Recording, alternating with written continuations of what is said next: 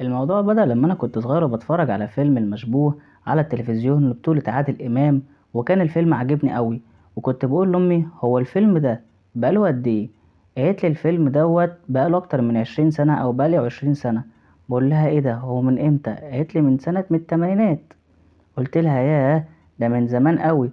بس كان الغريب بقى ان امي كانت مستغربة ان انا بقول ان الفيلم ده بقاله كتير قوي، وهي شايفة ان الفيلم ده ما بقولوش كتير ولا حاجة، والفيلم ده لسه نازل.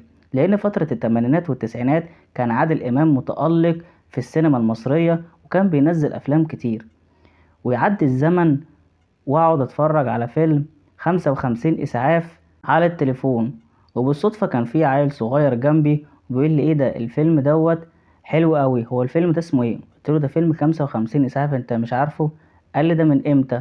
قلت له ده كان 2005 تقريبا او 2006. قال لي ياه، يعني بقاله 20 سنة. ساعتها لقيت نفسي ان انا كنت بسأل نفس السؤال دوت من 20 سنة.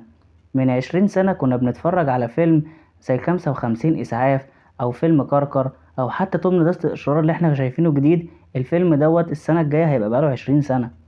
أفلام كتيرة كنا بنتفرج عليها ومسرحيات حسينا إنها خلاص بقت من زمان. احنا لسه مش واخدين بالنا إن الأفلام ديت والأعمال الفنية الجميلة ديت عدى عليها عمر، ولسه شايفين إنها كانت من قريب. وبالدليل كده إن الأفلام ديت ما اتقطعتش عن التلفزيون ولسه بتيجي لحد دلوقتي، ولما بتيجي بنتفرج عليها وبنقولش ياه الفيلم ده قديم ولا حاجة. الفيلم لسه بيتعرض من 2005 لحد دلوقتي، بيتعرض على التلفزيون وبيجي كتير جدا. فيلم زي بوحة، عوكل، الليمبي، الفترة ديت اللي كان بيتألق فيها محمد سعد سنة 2005. ولعلمك سنة 2005 ديت سنة مليانة بالأفلام الجميلة جدا، وأنا اتكلمت عليها في فيديو قبل كده. او حتى فيلم زي ايظنه او شيكامارا، او في حرامية في كيجيتو، حرامية في تايلاند. الافلام ديت جميلة وبتتعرض كل يوم وكل شوية، يمكن تلاقي في كل قناة بتعرض الفيلم دوت كل يوم في حتة شكل. لكن احنا ما حسيناش ان عدى عليها مدة بسبب انها ما اتقطعتش عن عينينا.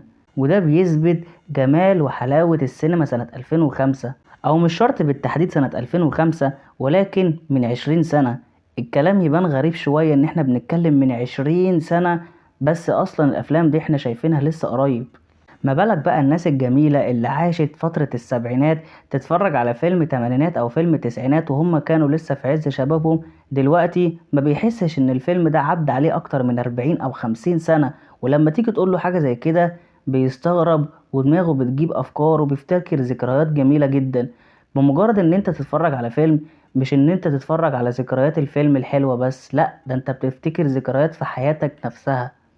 يعني مثلا الفيلم ده اول مرة شفته كنت متجمع انت واهلك وحبايبك وبتتفرجوا على الفيلم الاول مرة.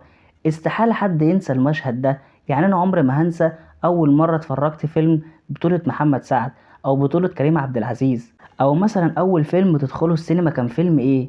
يا ريت تقول لنا اول فيلم دخلته السينما كان فيلم سنة كام، وفيلم ايه، وبطولة مين. بصراحة انا شايف ان الايام بقت تجري بسرعة قوي، اسرع من الاول. يعني مثلا حاسس ان الاخر 5 سنين دول عدوا اسرع من اول 5 سنين شفتهم في حياتي، وعن اسرع 10 سنين شفتهم في حياتي. وبقيت العمر بيجري بسرعة. هل انت برضو شايف كده ولا انا بس اللي شايف لوحدي؟ يعني تفتكرك كده فيلم الفيل الازرق الجزء الاول شوف سنة كام، والفيل الازرق الجزء التاني بقى سنة كام؟ وتفتكرك هتبقى احساسك ايه لما اقولك ان فيلم الفيل الازرق الجزء التاني بقاله اكتر من 10 12 سنة؟ وفي نهاية الفيديو احب اشكركم جدا لكل واحد كمل الفيديو لحد هنا. انا عارف ان محدش بيكمل الفيديو لحد هنا اصلا، بس لو انت كملت الفيديو لحد هنا انت اجدع واحد في الدنيا. يا ريت بقى ما تنساش تشترك في القناة عشان القناة عندنا ميتة بقالها فترة كبيرة جدا.